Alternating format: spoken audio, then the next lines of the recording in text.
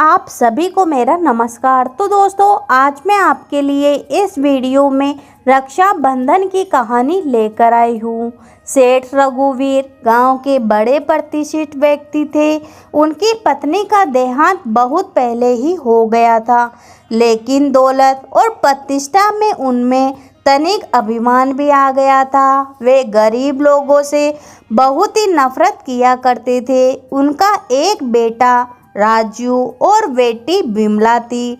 दोनों में बहुत स्नेह था। सेठ जी के बगीचे में राधा नाम की एक मालन बाग बगीचे की देखभाल किया करती थी। उसका एक बेटा नंदन था, जो बिमला और राजू की हम उम्र था। राजू अपने पिता की तरह ही गुस्सैल मिजाज का होने के कारण नंदन पर अपना रौब जमाया करता था और उससे अपने हर छोटे मोटे काम करवाया करता था। नंदन भी राजू की हर बात पूरी किया करता था। गांव में तूफानी बारिश हो रही थी। उस दिन मालन बहुत बीमार थी। मालन ने अपने बेटे नंदन से कहा, तुम हवेली जाओ और सेठ जी से कह आना कि आज बीमार होने के कारण मैं हवेली नहीं आ सकूंगी। नंदन ने कहा, ठीक है माँ। ऐसा कहते हुए वह हवेली की तरफ चल पड़ा। बारिश और कीचड़ से बचते बचाते भी वह आखिर भीग गया और जैसे तैसे हवेली पहुंचा। नंदन दौड़ते दौड़ते हवेली के अंदर पहुंचा और सेठ जी से बोला, सेठ जी, आज माँ बहुत बीमार है, वह नहीं आ पाएगी। सेठ जी घनघोर बारिश में भी अचानक आग बबूला हो गए। फर्श पर नंदन के जूतों से कीचड़ के निशान बन गए। सेठ जी ने आओ देखा ना ताव और नंदन के गालों पर ऐसे तमाचे जड़ दिए कि वह कुछ देर तो समझ ही नहीं पाया कि आखिर माजरा क्या है। सेठ जी ने नंदन से कहा कि कह देना अपनी माँ से कल से हवेली में आने की कोई ज़रूरत नहीं है। नंदन सिसकता हुआ घर पहुँचा। माँ ने नंदन से रोने का कारण पूछा तो नंदन ने सारा हाल कह सुनाया। माँ ने अपने बेटे नंदन से कहा, बेटा रो नहीं, इसमें तेरी कोई गलती नहीं है। नंदन मन ही मन बड़ा अपमानित महसूस कर रहा था।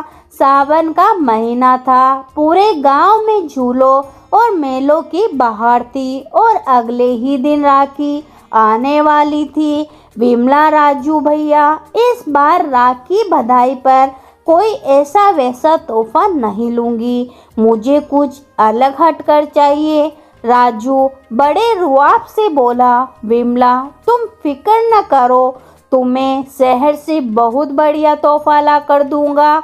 ऐसा कहकर राजू ने फौरन जीप तैयार करवाई और शहर की ओर चल पड़ा। रिमझिम बारिश अचानक तेज हो गई।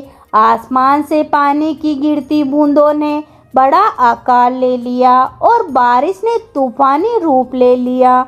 अभी राजू की जीप गांव की सीमा के पार ही पहुंची थी कि वे तूफानी बरसात में फंस गए। पास ही नंदन का घर था। नंदन ने कुछ आहट सुनी और देखा बाहर राजू की जीप फंसी हुई है और चढ़ रहे नाले के पानी में राजू और ड्राइवर डूबते जा रहे हैं। नंदन हैरान था, फिर भी उसने बहादुरी से काम किया। नंदन ने जैसे ही उन्हें देखा, तुरंत वे अपने घर से बड़ी सी रस्सी लेकर आया और रस्सी को पास ही के एक पेड़ से बांधकर उनके सिरे राजू और ड्राइवर की तरफ फेंके। रस्सी की मदद से दोनों नाली के पानी से निकलकर बाहर आ गए।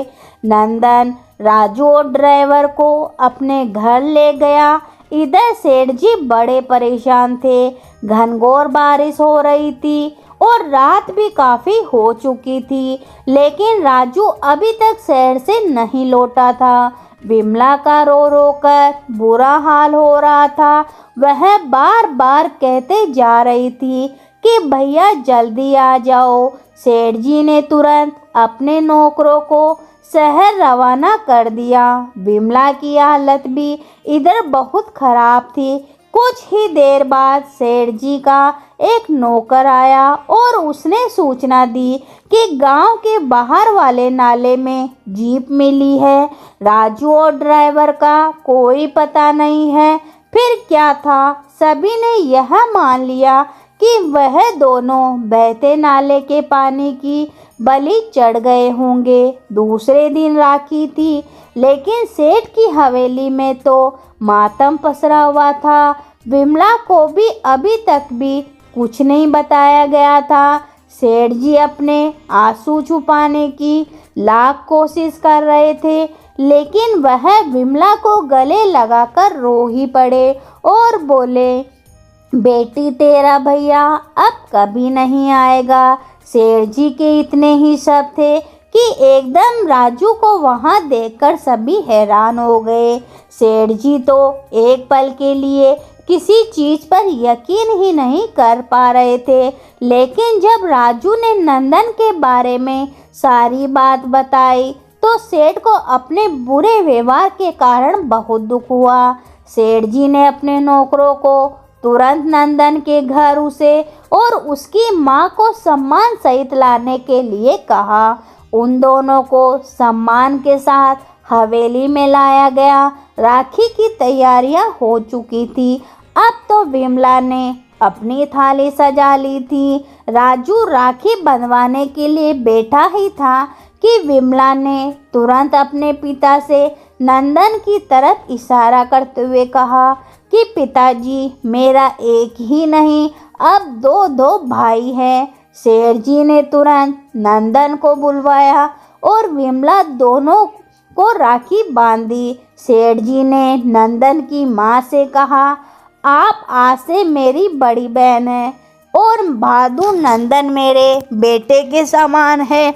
आज से आप विमला की बुआ बनकर इस हवेली में रहेगी। विमला ने कहा, पिताजी, आज से मेरे लिए रक्षाबंधन के दिन इससे बड़ा और महान तोहफा कोई नहीं हो सकता कि मुझे एक और बहादुर भाई मिल गया।